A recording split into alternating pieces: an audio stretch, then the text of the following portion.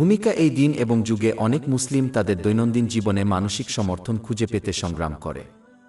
ইসলাম মুসলমানদেরকে তার আন্তরিক আনুগত্যের মাধ্যমে মহান আল্লাহর কাছে সাহায্য ও সমর্থন চাইতে শেখায়। মহৎ চরিত্র অর্জনের এবং ইহকাল ও পরকাল উভয় ক্ষেত্রেই সত্য ও স্থায়ী সমর্থন পাওয়ার এটাই একমাত্র উপায়। অতএব এই বইটি এই ধারণা এবং এর সাথে যুক্ত অন্যদের নিয়ে আলোচনা করবে। জামে তিরমিজি 2003 নম্বরে প্রাপ্ত হাদিস অনুসারে মহানবী হযরত মুহাম্মদ পরামর্শ দিয়েছেন যে বিচার দিবসের দাড়িপাল্লায় সবচেয়ে ভারী জিনিসটি হবে মহৎ চরিত্র। এটি মহানবী মুহাম্মদ সাল্লাল্লাহু আলাইহি ওয়াসাল্লামের গুণাবলীর মধ্যে একটি, যা মহান আল্লাহ পবিত্র কুরআনের 6-8 নং আয়াত আল কালামে প্রশংসা করেছেন। এবং প্রকৃতপক্ষে আপনি একটি মহান নৈতিক চরিত্রের। তাই মহৎ চরিত্র অর্জনের জন্য পবিত্র কুরআনের শিক্ষা ও মহানবী হযরত মুহাম্মদ সাল্লাল্লাহু আলাইহি ওয়াসাল্লামের ঐতিহ্য অর্জন ও আমল করা সকল মুসলমানের কর্তব্য। ঐশ্বরিক সমর্থন জামে তিরমিজি 2516 নম্বরে পাওয়া একটি হাদিসে মহানবী হযরত মুহাম্মদ উপদেশ দিয়েছেন যে যদি কোনো মুসলমান মহান আল্লাহকে হেফাজত করে তাহলে তিনি তাদের রক্ষা করবেন। এর অর্থ এই যে কেউ যদি মহান আল্লাহর সীমা এবং আদেশ রক্ষা করে তবে সেগুলি তার দ্বারা সুরক্ষিত হবে। মহান আল্লাহর হুকুম পালন করে তার নিষেধ থেকে বিরত থেকে এবং ধৈর্যের সাথে ভাগ্যের মোকাবিলা করার মাধ্যমে কেউ এটি অর্জন করতে পারে। অধ্যায় 9 তাওবাহ আয়াত 112। আর যারা আল্লাহর নির্ধারিত সীমা পালন করে আর মুমিনদেরকে সুসংবাদ দাও। মহান আল্লাহর প্রতি কর্তব্য রক্ষার অনেক দিক রয়েছে। রক্ষা করার সবচেয়ে বড় দায়িত্ব হল আল্লাহ মহান এবং মানুষের সাথে করা চুক্তি ও প্রতিশ্রুতি। মহান আল্লাহর সাথে সমগ্র মানবজাতির সর্বশ্রেষ্ঠ চুক্তিটি ছিল তাকে তাদের রব হিসাবে গ্রহণ করা। অধ্যায় 7 আল আরাফ আয়াত 172। এবং উল্লেখ করুন যখন আপনার পালনকর্তা আদম সন্তানদের থেকে তাদের কোমর থেকে তাদের বংশধরদেরকে নিয়েছিলেন এবং তাদের নিজেদের সম্পর্কে সাক্ষ্য দিয়েছিলেন, তাদেরকে বলেন আমি কি তোমাদের প্রভু নেই? তারা বলল হ্যাঁ, আমরা সাক্ষ্য দিয়েছি। এর অর্থ হল একজনকে অবশ্যই আল্লাহকে মান্য করতে হবে যা তার আনুগত্যের দিকে নিয়ে যায়। কিন্তু কেউ যদি এমন কারো আনুগত্য করে যার ফলশ্রুতিতে মহান আল্লাহর অবাধ্য হয় তবে তারা তাদের প্রতিশ্রুতি ভঙ্গ করেছে এবং অন্যকে তাদের পালনকর্তা হিসাবে গ্রহণ করেছে। অধ্যায় 4-5 আল জাতিয়াহ আয়াত 2-3। আপনি কি তাকে দেখেছেন যে তার নিজের ইচ্ছাকে নিজের উপাস্য হিসেবে গ্রহণ করেছে? আরেকটি উদাহরণ হল ফরে সালাতকে রক্ষা করা। পবিত্র কুরআনে এবং মহানবী হযরত মুহাম্মদ এর হাদিসে এটি বারবার উল্লেখ করা হয়েছে। এই দায়িত্বটি এতই তাৎপর্যপূর্ণ যে সুনানে আবু দাউদ 425 নম্বরে পাওয়া একটি হাদিস পরামর্শ দেয় যে যে ব্যক্তি এই দায়িত্বটি সঠিকভাবে পালন করবে তাকে ক্ষমার প্রতিশ্রুতি দেওয়া হয়েছে। কিন্তু যে ব্যক্তি তাদের ফরজ নামাজ রক্ষা করতে ব্যর্থ হয় তার ক্ষমা পাওয়ার কোনো নিশ্চয়তা নেই। ফরজ নামাজের সুরক্ষার কথা সুনানে ইবনে মাজাহ 277 নম্বরে পাওয়া আরেকটি হাদিসে ইঙ্গিত করা হয়েছে। মহানবী হযরত মুহাম্মদ উপদেশ দিয়েছেন যে শুধুমাত্র একজন প্রকৃত মুমিন তাদের অজু রক্ষা করে, যা নামায়ের চাবিকাঠি। মহান আল্লাহর সীমা রক্ষার একটি দিক জামে তিরমিজি 2458 নম্বরে পাওয়া আরেকটি হাদিসে আলোচনা করা হয়েছে। মহানবী হযরত মুহাম্মদ মুসলমানদেরকে তাদের মাথা ও পেটের নিরাপত্তার পরামর্শ দিয়েছেন। এর মধ্যে রয়েছে মহান আল্লাহর আনুগত্যে নিজের চোখ, কান, জিহ্বা এবং চিন্তাভাবনা ব্যবহার করা। পাকস্থলী রক্ষার মধ্যে রয়েছে অবৈধ সম্পদ ও খাদ্য প্রাপ্তি ও ব্যবহার থেকে বিরত থাকা। জিহ্বা এবং একজনের আবেগপূর্ণ আকাঙ্ক্ষাকে রক্ষা করার জন্য বিভিন্ন জায়গায় আদেশ করা হয়েছে। উদাহরণস্বরূপ সহিহ বুখারীতে পাওয়া একটি হাদিস নম্বর 6474 পরামর্শ দেয় যে যে ব্যক্তি এই দুটি জিনিস রক্ষা করবে সে জান্নাতের নিশ্চয়তা পাবে। একটি মৌলিক ইসলামী নীতি মুসলমানদের শেখায় যে তারা কিভাবে আচরণ করে তা হল মহান আল্লাহ তাদের সাথে কিভাবে আচরণ করবেন। উদাহরণস্বরূপ পবিত্র কুরআন মুসলমানদের উপদেশ দেয় যে যে ব্যক্তি ইসলামকে সমর্থন করবে সে মহান আল্লাহ দ্বারা সমর্থিত হবে। অধ্যায় 4-7 মুহাম্মদ আয়াত 7। হে ঈমানদারগণ, যদি তোমরা আল্লাহকে সমর্থন কর তবে তিনি তোমাদের সমর্থন করবেন এবং তোমাদের পা দৃঢ়ভাবে রোপণ করবেন। আরেকটি উদাহরণ পাওয়া যায় অধ্যায় 2 আল বাকারা 152 নং আয়াতে। পবিত্র কুরআন ঘোষণা করে যে যে ব্যক্তি মহান আল্লাহকে স্মরণ করবে তিনি তাকে স্মরণ করবেন। সুতরাং আমাকে স্মরণ কর, আমি তোমাকে মনে রাখব। যে ব্যক্তি তার সীমারেখা রক্ষা করবে তার পরিবারকেও মহান আল্লাহ রক্ষা করবেন। পবিত্র কোরআনে ব্যাখ্যা করা হয়েছে যে কিভাবে মহান আল্লাহ 2 এতিমের দাফনকৃত ধনকে তাদের পিতা হিসাবে রক্ষা করেছিলেন। তাদের পিতা যেমন মহান আল্লাহর সীমা রক্ষা করেছিলেন তেমনি তিনি তার এতিম সন্তানদেরও রক্ষা করেছিলেন। অধ্যায় 1-8 আল কাহফ আয়াত 8-2। এবং প্রাচীরের জন্য এটি শহরের 2টি এতিম ছেলের ছিল, এবং এর নিচে তাদের জন্য একটি ধন ছিল, এবং তাদের পিতা ছিলেন সৎকর্মশীল। প্রকৃতপক্ষে যে ব্যক্তি মহান আল্লাহর সীমা রক্ষা করবে সে দেখতে পাবে যে মহান আল্লাহ তাদের দুনিয়া ও আখেরাত উভয় ক্ষেত্রেই সমস্ত অসুবিধা থেকে মুক্তির পথ দান করেন। অধ্যায় 6:5 তালাক, আয়াত 2। যে আল্লাহকে ভয় করে তিনি তার জন্য মুক্তির পথ করে দেবেন। কিছু কিছু ক্ষেত্রে মহান আল্লাহ তাআলা তার নেক বান্দার কাছ থেকে এমন জিনিসগুলিকে এড়িয়ে যান যা বাহ্যিকভাবে ভালো বলে মনে হয়, যেমন একটি নতুন চাকরি পাওয়া। তবুও একটি গোপন মন্দ বা অসুবিধা রয়েছে যা থেকে মহান আল্লাহ তার বান্দাকে রক্ষা করতে চান। অধ্যায় 2 আল বাকারা, আয়াত 2:1-6। কিন্তু সম্ভবত আপনি একটি জিনিস ঘৃণা করেন এবং এটি আপনার জন্য ভালো, এবং সম্ভবত আপনি একটি জিনিস পছন্দ করেন এবং এটি আপনার জন্য খারাপ, আর আল্লাহ জানেন, অথচ তোমরা জান না। মহান আল্লাহ তাআলা সর্বশ্রেষ্ঠ জিনিসটি একজন মুসলমানের ঈমানকে রক্ষা করেন। মহান আল্লাহ তার বান্দাকে সন্দেহ, মন্দ উদ্ভাবন, পাপ এবং অন্য যে কোনো কিছু থেকে রক্ষা করেন যা তাদের ঈমানকে কলুষিত করতে পারে। এটি নিশ্চিত করে যে তারা তাদের বিশ্বাস অটুট রেখে পৃথিবী ছেড়ে চলে গেছে। প্রারম্ভে উদ্ধৃত মূল হাদিসে প্রদত্ত প্রথম উপদেশের সামগ্রিক শিক্ষা হল আল্লাহর কাছে সন্তুষ্ট এমন উপায়ে যে নিয়ামত রয়েছে তা ব্যবহার করে ইসলামের সমস্ত সীমাবদ্ধতা রক্ষা করা। যে ব্যক্তি মহান আল্লাহর সীমা রক্ষা করবে, মহান আল্লাহ তাকে হেফাজত করবেন। তারা দেখতে পাবে যে সমস্ত অসুবিধা এবং পরীক্ষা সহনীয় হয়ে উঠেছে এবং তারা উভয় জগতের আশীর্বাদ পাওয়ার সাথে সাথে নিরাপদে ভ্রমণ করার জন্য নির্দেশিত হবে। আলোচ্য প্রধান হাদিসে পরবর্তী যে বিশেষটি উপদেশ দেওয়া হয়েছে তা হল যে ব্যক্তি মহান আল্লাহকে স্মরণ করে তার সীমাবদ্ধতা পালন করে তার নৈকট্য লাভ করবে। অধ্যায় 1:6 আন নাহল, আয়াত 1-2-8। নিশ্চয়ই আল্লাহ তাদের সাথে আছেন যারা তাকে ভয় করে এবং যারা সৎকর্ম করে। এটি লক্ষ্য করা গুরুত্বপূর্ণ যে এই ঘনিষ্ঠতা একই ধরনের নয় যা অধ্যায় 5:0 কাফ 1:6 আয়াতে উল্লিখিত হয়েছে। আমরা তার শিরার চেয়েও তার কাছাকাছি। এটি একটি সাধারণ ঘনিষ্ঠতা যা সমগ্র সৃষ্টির অংশীদার। যারা মহান আল্লাহর সীমা রক্ষা করে তারা এক বিশেষ ধরনের নৈকট্য লাভ করে যার মধ্যে তার বিশেষ সাহায্য ও করুণা জড়িত। উদাহরণস্বরূপ মহানবী হযরত মুহাম্মদ সহিহ মুসলিম 6805 নম্বরে পাওয়া একটি ঐশী হাদিসে উপদেশ দিয়েছেন যে মহান আল্লাহ সেই ব্যক্তির নিকটবর্তী হন যে তার আনুগত্য বৃদ্ধি করে। এটি মহান আল্লাহর বিশেষ সাহায্য ও করুণাকে নির্দেশ করে। যখন একজন মুসলমান আন্তরিকভাবে মহান আল্লাহর আনুগত্য করতে থাকে, তার আদেশ পালন করে, তার নিষেধাজ্ঞা থেকে বিরত থেকে এবং ধৈর্যের সাথে নিয়তির মুখোমুখি হয়ে অবশেষে তারা এমন একটি স্তরে পৌঁছায় যেখানে মহান আল্লাহ তাদের দেহকে কেবলমাত্র তার আরও আনুগত্যের জন্য কাজ করার ক্ষমতা দেন, এই মুসলিম খুব কমই গুনাহ করবে। সহিহ বুখারী 6502 নম্বরে পাওয়া একটি হাদিসে এর পরামর্শ দেওয়া হয়েছে। যে ব্যক্তি আন্তরিক আনুগত্যের মাধ্যমে মহান আল্লাহকে স্মরণ করে সে এমনকি হতাশার মতো মানসিক সমস্যা থেকেও রক্ষা পাবে। যিনি বিশ্বজগতের প্রতিপালকের নৈকট্য অনুভব করেন তিনি কিভাবে দুঃখিত বা হতাশাগ্রস্ত হতে পারেন? এটি মহান আল্লাহর সুরক্ষার আরেকটি দিক যারা তার সীমা ও আদেশ রক্ষা করে। মুসনাদে আহমাদ 2803 নম্বরে পাওয়া এই বইটিতে এ পর্যন্ত আলোচিত মূল হাদিসের অনুরূপ একটি হাদিসে উপদেশ দেওয়া হয়েছে যে যে ব্যক্তি স্বাচ্ছন্দ্যের সময়ে আন্তরিক আনুগত্যের মাধ্যমে মহান আল্লাহকে স্মরণ করবে সে তার সমর্থন পাবে এবং অসুবিধার সময় সাহায্য। এই প্রতিক্রিয়াটি পূর্বে আলোচিত ঐশী হাদিসে নির্দেশিত হয়েছে যা সহিহ বুখারী নম্বর 6502 পাওয়া যায়। এটি পরামর্শ দেয় যে যখন কেউ মহান আল্লাহকে মান্য করতে থাকে তখন তিনি তার দেহকে শুধুমাত্র তার আনুগত্য করার ক্ষমতা দেন। এই ক্ষমতায়নের একটি অংশ ধৈর্য এবং সমর্থন দিয়ে দেওয়া হচ্ছে যখন কেউ কষ্টের সম্মুখীন হয়। এই উপদেশের উপর কাজ করা একজন মুসলিমকে মহান আল্লাহর উপর আস্থা গ্রহণ করতে উৎসাহিত করে। তারা মহান আল্লাহর উপর ভরসা করবে, তাদের সমর্থন দেবে, সমস্ত অসুবিধা থেকে মুক্তি দেবে এবং এমনকি তাদের প্রার্থনায় সাড়া দেবে। এই আস্থা একজনকে তাদের প্রচেষ্টা ও পরিকল্পনার পরিবর্তে মহান আল্লাহর হুকুমের উপর নির্ভর করতে সাহায্য করে।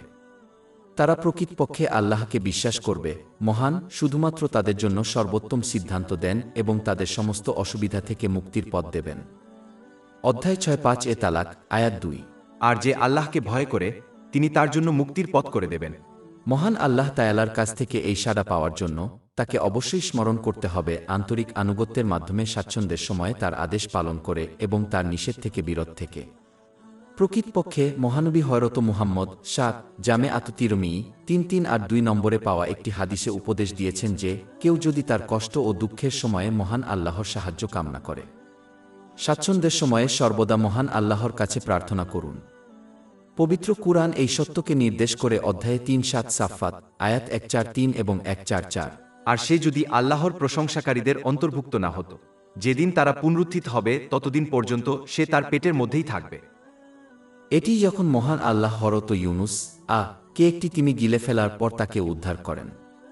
তার পূর্বের আনুগত্য মহান আল্লাহর দিকে পরিচালিত করেছিল, তাকে নিরাপত্তা এবং তার অসুবিধা থেকে বেরিয়ে আসার পথ দিয়েছিল। বিপরীতে স্বাচ্ছন্দ্যের সময় মহান আল্লাহর স্মরণ ও আনুগত্য থেকে গাফেল থাকা এবং কেবল অসুবিধার সময় তাকে স্মরণ করা খুব কম বা কোনো ইতিবাচক প্রভাব ফেলে না। উদাহরণস্বরূপ, ফেরাউন বিদ্রোহী জীবনযাপনের পর মৃত্যুর সন্ধিক্ষণে থাকা অবস্থায় মহান আল্লাহর কাছে আত্মসমর্পণ করা তার কোনো উপকারে আসেনি। অধ্যায় ১-০ ইউনুস আয়াত ৯-১। আর তুমি ইতিপূর্বে তার অবাধ্য ছিলে এবং ফাসাদকারীদের অন্তর্ভুক্ত ছিলে। এই পৃথিবীতে সবচেয়ে বড় কষ্ট হচ্ছে মৃত্যু। সুতরাং আশা করা যায় যে ব্যক্তি স্বাচ্ছন্দ্যের সময়ে মহান আল্লাহকে স্মরণ করবে এবং আন্তরিকভাবে আনুগত্য করবে, তাদের মৃত্যুর সময় তিনি তাদের রক্ষা করবেন যাতে তারা তাদের বিশ্বাসের সাথে এই পৃথিবী ছেড়ে চলে যায়। অধ্যায় ১-৪ ইব্রাহিম আয়াত ২-৭। যারা ঈমান এনেছে আল্লাহ তাদেরকে দিদ বাণীর মাধ্যমে পার্থিব জীবনে ও আখিরাতে দিদ রাখেন। তাই একজন মুসলমানের উচিত মহানবী এর পদাঙ্ক অনুসরণ করে স্বাচ্ছন্দ্যের সময়ে মহান আল্লাহকে স্মরণ ও আন্তরিকভাবে আনুগত্য করার মাধ্যমে, যাতে তিনি কঠিন সময়ে তাদের উদ্ধার করেন। আলোচ্য প্রধান হাদিসে উল্লেখিত পরবর্তী বিষয় মহান আল্লাহর কাছে চাওয়া। মহান আল্লাহর কাছে প্রার্থনা করা গুরুত্বপূর্ণ, কারণ তিনি জিজ্ঞাসা করা পছন্দ করেন। জামিআত তিরমিজি ৩-৫-৭-১ নম্বরে পাওয়া একটি হাদিসে এটির পরামর্শ দেওয়া হয়েছে।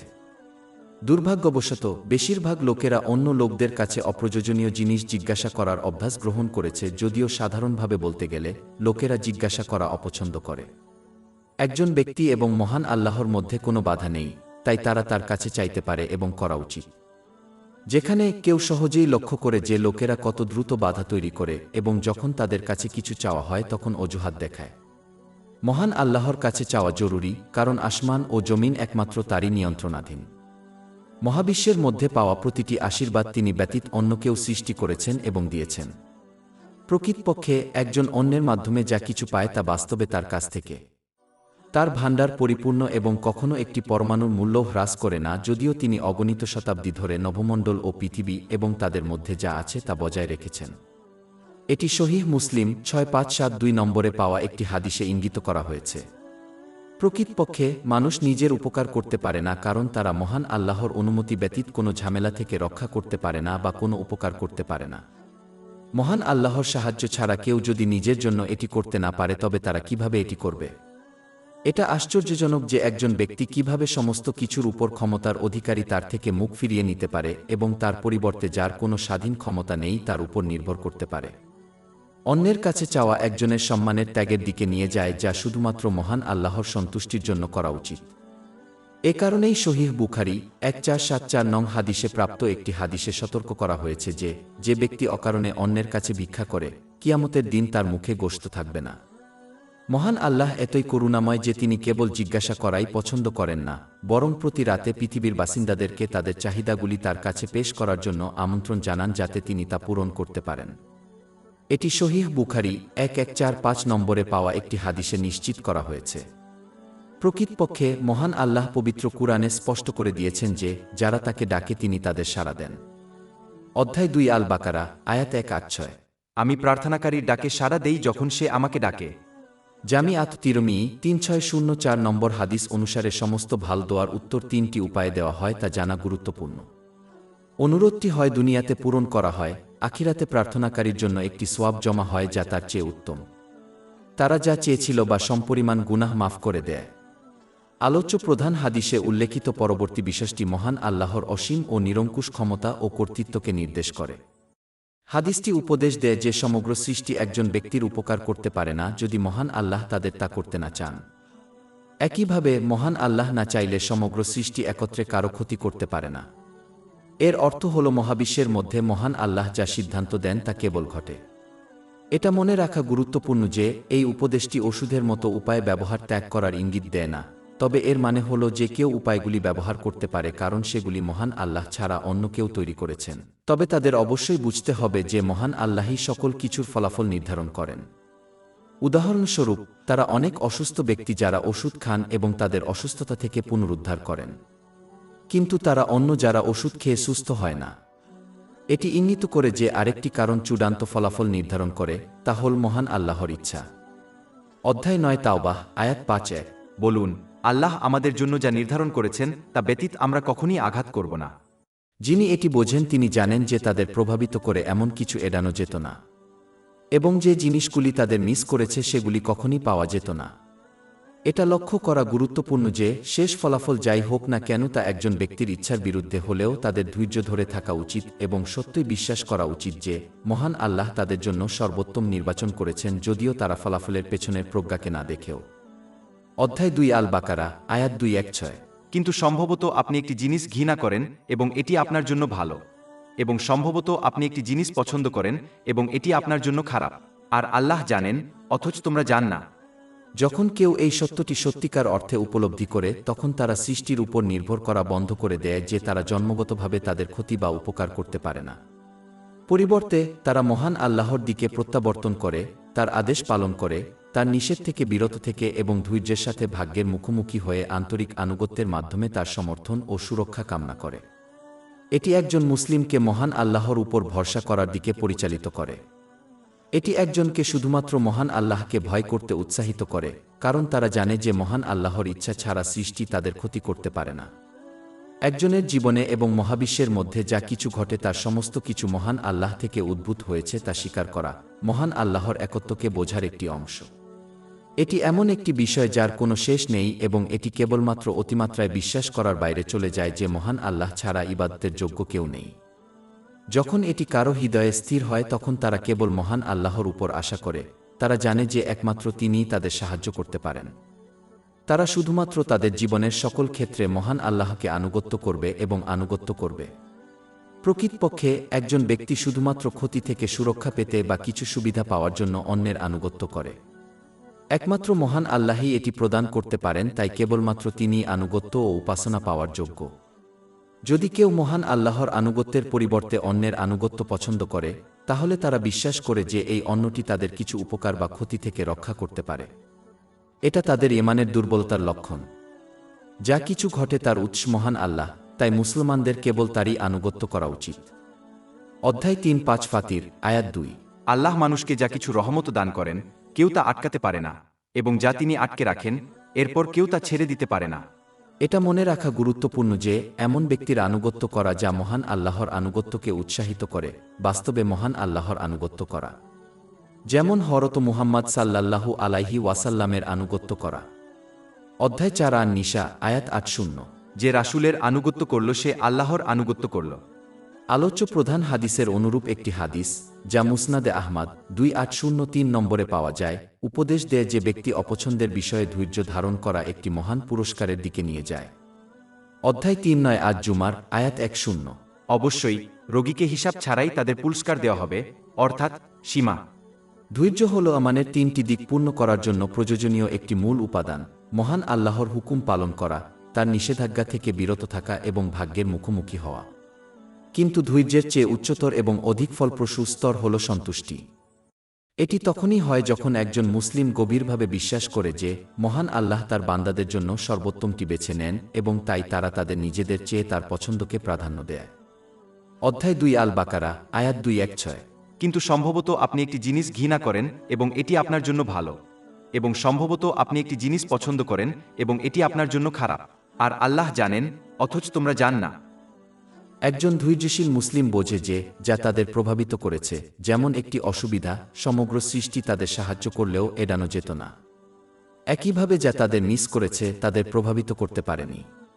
যে ব্যক্তি এই সত্যকে সত্যিকার অর্থে গ্রহণ করে, সে যে কিছু অর্জন করে, মহান আল্লাহ তাদের জন্য সেই জিনিসটি বরাদ্দ করেছেন তা জেনে তারা উল্লাস ও গর্বিত হবেন না। অথবা তারা এমন কিছুর জন্য দুঃখ করবে না যা তারা আল্লাহকে জানতে ব্যর্থ হয়। মহান আল্লাহ তাদের জন্য সেই জিনিসটি বরাদ্দ করেননি এবং অস্তিত্বের কোনো কিছুই এই সত্যকে পরিবর্তন করতে পারে না। অধ্যায় 5-7 আল হাদিদ, আয়াত 2-2-3। পৃথিবীতে বা তোমাদের নিজেদের মধ্যে কোনো বিপর্যয় আসে না, তবে তা একটি রেজিস্টারে থাকে। আমরা এটিকে সৃষ্টি করার আগে। প্রকৃতপক্ষে এটি আল্লাহর জন্য সহজ, যাতে আপনি নিরাশ না হন যা আপনাকে এড়িয়ে গেছে, এবং তিনি আপনাকে যা দিয়েছেন তার জন্য অহংকারে আনন্দিত না হন। উপরন্তু মহানবী মুহাম্মদ সাল্লাল্লাহু আলাইহি ওয়াসাল্লাম সুনানে ইবনে মাজাহ 7-9 নম্বরে পাওয়া একটি হাদিসে উপদেশ দিয়েছেন যে যখন কিছু ঘটে তখন একজন মুসলিমকে দৃঢ়ভাবে বিশ্বাস করা উচিত যে এটি নির্ধারিত ছিল এবং কিছুই ফলাফল পরিবর্তন করতে পারে না। এবং একজন মুসলমানের এই বিশ্বাসে আফসোস করা উচিত নয় যে তারা যদি অন্যরকম আচরণ করে তবে তারা ফলাফলকে আটকাতে পারত, কারণ এই মনোভাব শুধুমাত্র শয়তানকে তাদের অধৈর্যতা এবং ভাগ্য সম্পর্কে অভিযোগ করার জন্য উৎসাহিত করে। একজন ধৈর্যশীল মুসলিম সত্যিকার অর্থে বুঝতে পারে যে মহান আল্লাহ যা কিছু পছন্দ করেছেন তা তাদের জন্য সর্বোত্তম, যদিও তারা এর পেছনের প্রজ্ঞা লক্ষ্য না করেন। যে ধৈর্যশীল সে তাদের অবস্থার পরিবর্তন কামনা করে এবং এমনকি এর জন্য প্রার্থনা করে, কিন্তু যা ঘটেছে সে সম্পর্কে তারা অভিযোগ করে না। অবিরত ধৈর্যশীল হওয়া একজন মুসলিমকে তৃপ্তির বৃহত্তর স্তরে নিয়ে যেতে পারে। যে সন্তুষ্ট সে জিনিস পরিবর্তন করতে চায় না, কারণ তারা জানে যে মহান আল্লাহর পছন্দ তাদের পছন্দের চেয়ে উত্তম। এই মুসলিম দৃঢ়ভাবে বিশ্বাস করে এবং সহিহ মুসলিম 7500 নম্বরে পাওয়া হাদিসটির উপর কাজ করে। এটি পরামর্শ দেয় যে প্রতিটি পরিস্থিতি বিশ্বাসীর জন্য সর্বোত্তম। যদি তারা কোনো সমস্যার সম্মুখীন হয় তবে তাদের ধৈর্য প্রদর্শন করা উচিত, যা আশীর্বাদের দিকে পরিচালিত করে।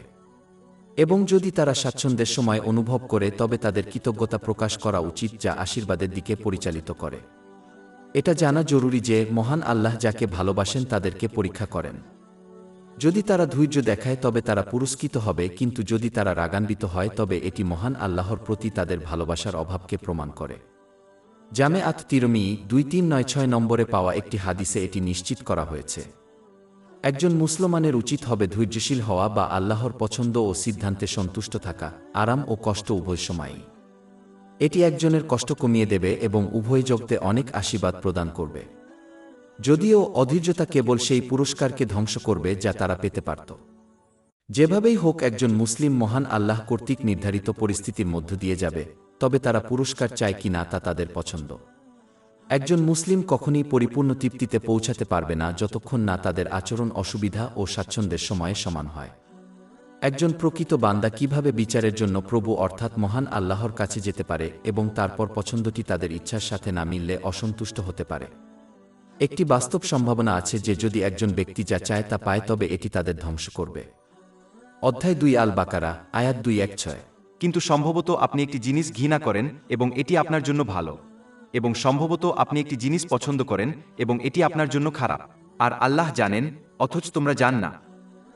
একজন মুসলমানের ধারে কাছে বসে মহান আল্লাহর ইবাদত করা উচিত নয়। অর্থ, যখন ঐশী আদেশ তাদের ইচ্ছার সাথে মিলে যায় তখন তারা মহান আল্লাহর প্রশংসা করে, আর যখন তারা বিরক্ত হয় না তখন এমন আচরণ করে যেন তারা মহান আল্লাহর চেয়ে ভালো জানে। অধ্যায় 2 আল হজ আয়াত 1। এবং মানুষের মধ্যে এমনও আছে যে কিনারায় আল্লাহর ইবাদত করে, যদি তিনি ভালো দ্বারা স্পর্শ করা হয় তিনি এটি দ্বারা আশ্বস্ত হয়, কিন্তু যদি সে বিচারের সম্মুখীন হয় তবে সে মুখ ফিরিয়ে নেয় অবিশ্বাসে, সে দুনিয়া ও আখেরাত হারিয়েছে। এটাই প্রকাশ্য ক্ষতি। একজন মুসলমানের উচিত মহান আল্লাহর পছন্দের সাথে এমন আচরণ করা যেন তারা একজন দক্ষ বিশ্বস্ত ডাক্তারের সাথে আচরণ করে।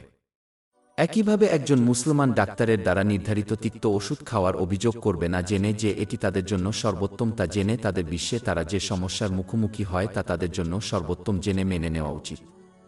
প্রকৃতপক্ষে একজন বিবেকবান ব্যক্তি তিক্ত ওষুধের জন্য ডাক্তারকে ধন্যবাদ জানাবে এবং একইভাবে একজন বুদ্ধিমান মুসলমান যে কোনো পরিস্থিতির সম্মুখীন হলে মহান আল্লাহকে ধন্যবাদ জানাবে। এছাড়াও একজন মুসলমানের উচিত পবিত্র কুরআনের অনেক আয়াত এবং মহানবী হযরত মুহাম্মদ এর হাদিসগুলি পর্যালোচনা করা, যেগুলি ধৈর্যশীল এবং সন্তুষ্ট মুসলমানকে প্রদত্ত পুরস্কার সম্পর্কে আলোচনা করে। এই বিষয়ে গভীর প্রতিফলন একজন মুসলিমকে অসুবিধার সম্মুখীন হলে অবিচল থাকতে অনুপ্রাণিত করবে। উদাহরণস্বরূপ অধ্যায় 3 আজ জুমার আয়াত 10। অবশ্যই রোগীকে হিসাব ছাড়াই তাদের পুরস্কার দেওয়া হবে, অর্থাৎ সীমা। আরেকটি উদাহরণ জামি আত তিরমিজি 2402 নম্বরে পাওয়া একটি হাদিসে উল্লেখ করা হয়েছে। এটি উপদেশ দেয় যে যারা ধৈর্য সহকারে দুনিয়াতে পরীক্ষা ও অসুবিধার মুখোমুখি হয়েছিল তারা যখন বিচার দিবসে তাদের পুরস্কার পাবে। যারা এই ধরনের পরীক্ষার সম্মুখীন হয়নি তারা আশা করবে তারা ধৈর্য সহকারে এই ধরনের সমস্যার মুখোমুখি হয়েছিল। কাঁচি দিয়ে তাদের চামড়া কেটে ফেলা হচ্ছে। মহান আল্লাহ যে ব্যক্তিকে বেছে নেন তাতে ধৈর্য ও এমনকি সন্তুষ্টি লাভের জন্য তাদের উচিত পবিত্র কুরআন এবং মহানবী হযরত মুহাম্মদ এর ঐতিহ্যের মধ্যে পাওয়া জ্ঞানের অন্বেষণ এবং কাজ করা, যাতে করে তারা ঈমানের শ্রেষ্ঠত্বের উচ্চ স্তরে পৌঁছায়। সহিহ মুসলিমের ৯ নম্বর হাদিসে এই বিষয়ে আলোচনা করা হয়েছে।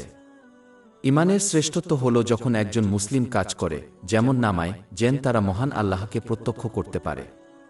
যে ব্যক্তি এই স্তরে পৌঁছাবে সে কষ্ট ও পরীক্ষার কষ্ট অনুভব করবে না, কারণ তারা সম্পূর্ণরূপে মহান আল্লাহর সচেতনতা ও ভালোবাসায় নিমজ্জিত হবে। হযরত ইউসুফ এর সৌন্দর্য অবলোকন করার সময় যে মহিলারা নিজের হাত কাটার সময় ব্যথা অনুভব করেননি, তাদের অবস্থাও এটির মতো। অধ্যায় ১-২ ইউসুফ আয়াত ৩-১। এবং তাদের প্রত্যেককে একটি ছুরি দিল এবং জোসেফকে বলল, ওদের সামনে থেকে বেরিয়ে এস। এবং যখন তারা তাকে দেখেছিল তখন তারা তাকে খুব প্রশংসা করেছিল এবং তাদের হাত কেটেছিল এবং বলেছিল, নিখুঁত আল্লাহ, ইনি একজন মানুষ নন, এটি একজন মহান ফেরেশতা ছাড়া আর কেউ নয়। কোনো মুসলমান যদি ইমানের এই উচ্চ স্তরে পৌঁছাতে না পারে, তবে তার উচিত অন্তত পূর্বে উদ্ধৃত হাদিসে উল্লিখিত নিম্নস্তরে পৌঁছানোর চেষ্টা করা। এটি সেই স্তর যেখানে একজন ক্রমাগত সচেতন থাকে যে তারা মহান আল্লাহ তাআলা পর্যবেক্ষণ করছেন। একইভাবে একজন ব্যক্তি এমন কোনো কর্তৃত্বশীল ব্যক্তির সামনে অভিযোগ করবেন না যাকে তারা ভয় করে, যেমন একজন নিযোগকর্তা। একজন মুসলিম যিনি সর্বদা আল্লাহর উপস্থিতি সম্পর্কে সচেতন, তিনি যে পছন্দগুলি করেন সে সম্পর্কে অভিযোগ করবেন না। আলোচ্য প্রধান হাদিস ইঙ্গিত করে যে সন্তুষ্টি একটি চমৎকার গুণ, কিন্তু একজন মুসলমানের জন্য বাধ্যতামূলক নয়, যেখানে ধৈর্য হল এমন একটি বিষয় যা সকল মুসলমানকে অবলম্বন করতে হবে। একজন মুসলমানের মনে রাখা উচিত যে ধৈর্য সহকারে অসুবিধার সম্মুখীন হওয়াই তাদের জান্নাতে প্রবেশের কারণ হতে পারে। প্রকৃতপক্ষে একটি পার্থিব অসুবিধার সম্মুখীন হলে একজন মুসলমানের কৃতজ্ঞ হওয়া উচিত, এটি এর চেয়ে খারাপ অসুবিধা ছিল না। তাদের ধৈর্য দেখানোর ক্ষমতা দেওয়ার জন্য কৃতজ্ঞ হওয়া উচিত, এবং আরও গুরুত্বপূর্ণভাবে তাদের বিশ্বাসের সাথে যুক্ত না হওয়ার অসুবিধার জন্য কৃতজ্ঞ হওয়া উচিত, যা চিরন্তন অভিশাপের দিকে নিয়ে যেতে পারে। আলোচ্য প্রধান হাদিসের অনুরূপ একটি হাদিস যা মুসনাদে আহমদ 2803 নম্বরে পাওয়া যায়। মহানবী হযরত মুহাম্মদ সাল্লাল্লাহু আলাইহি ওয়াসাল্লাম বোঝার গুরুত্বের পরামর্শ দিয়েছেন যে একজন ব্যক্তি যে অসুবিধার মুখোমুখি হবে তার পরে সহজ হবে।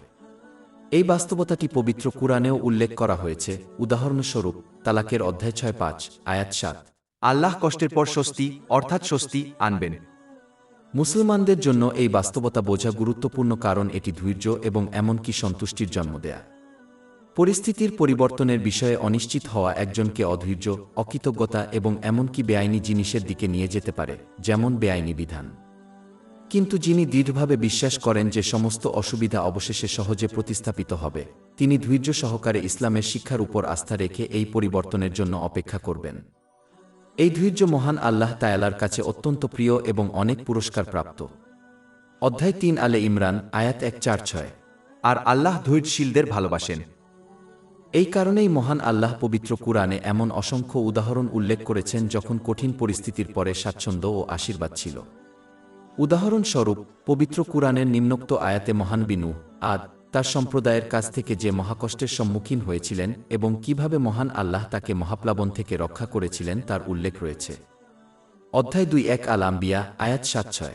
আর উল্লেখ করুন নূহ যখন সে আল্লাহর কাছে ডাকার আগে সেই সময় অতঃপর আমরা তাকে সাড়া দিয়েছিলাম এবং তাকে এবং তার পরিবারকে মহাবিপদ অর্থাৎ বন্যা থেকে রক্ষা করেছি। আরেকটি উদাহরণ পাওয়া যায় অধ্যায় 2 আল আম্বিয়া আয়াত 6-9। আমরা অর্থাৎ আল্লাহ বললাম, হে আগুন, ইব্রাহিমের উপর শীতলতা ও নিরাপত্তা হোক। মহানবী ইব্রাহিম একটি বড় আগুনের আকারে একটি বড় অসুবিধার সম্মুখীন হয়েছিলেন, কিন্তু মহান আল্লাহ তাআলা তার জন্য এটিকে শীতল ও শান্তিময় করে দিয়েছিলেন। এই উদাহরণগুলি এবং আরও অনেকগুলি পবিত্র কুরআনে এবং মহানবী হযরত মুহাম্মদ সাল্লাল্লাহু আলাইহি ওয়াসাল্লামের হাদিসে উল্লেখ করা হয়েছে, যাতে মুসলমানরা বুঝতে পারে যে কঠিন মুহূর্তগুলি অবশেষে তাদের জন্য স্বাচ্ছন্দ্যের সাথে অনুসরণ করবে যারা আল্লাহর আনুগত্য করে, তার আদেশ পালন করে, তার নিষেধ থেকে বিরত থেকে এবং ধৈর্যের সাথে ভাগ্যের মুখোমুখি হওয়ার মাধ্যমে। অতএব মুসলমানদের জন্য এই ইসলামী শিক্ষাগুলি অধ্যয়ন করা গুরুত্বপূর্ণ যে অগণিত ঘটনাগুলি পর্যবেক্ষণ করার জন্য যেখানে মহান আল্লাহ তার আনুগত্যকারী বান্দাদের অসুবিধার সম্মুখীন হওয়ার পরে তাদের সহজতা দান করেছেন। মহান আল্লাহ যদি তার আনুগত্যকারী বান্দাদেরকে ঐশী শিক্ষায় বর্ণিত বড় অসুবিধা থেকে রক্ষা করেন, তবে তিনি ছোট ছোট অসুবিধার সম্মুখীন আনুগত্যশীল মুসলমানদেরও রক্ষা করতে পারেন এবং করবেন। উপসংহারে বলা যায়, যে ব্যক্তি মহান আল্লাহর খোদাই সাহায্য কামনা করে তার উচিত এই বইয়ে যা আলোচনা করা হয়েছে তা শিখে নেওয়া এবং তার উপর আমল করা। এই শিক্ষাগুলোর উপর আমল করা একজনকে সত্যিকারের মহান আল্লাহর উপর ভরসা করতে উৎসাহিত করবে। তারা মহান আল্লাহ দ্বারা সৃষ্ট এবং সরবরাহ করা উপায়গুলি ব্যবহার করবে, যেমন ওষুধ, তবে পরিস্থিতির ফলাফল মহান আল্লাহর উপর ছেড়ে দেবে, জেনে রাখবে যে তিনি কেবল তার বান্দাদের জন্য সেরাটি বেছে নেন। অধ্যায় 6-5 এ তালাক, আয়াত 3। আর যে আল্লাহর উপর ভরসা করে তিনিই তার জন্য যথেষ্ট। অধ্যায় 2 আল বাকারা, আয়াত 216।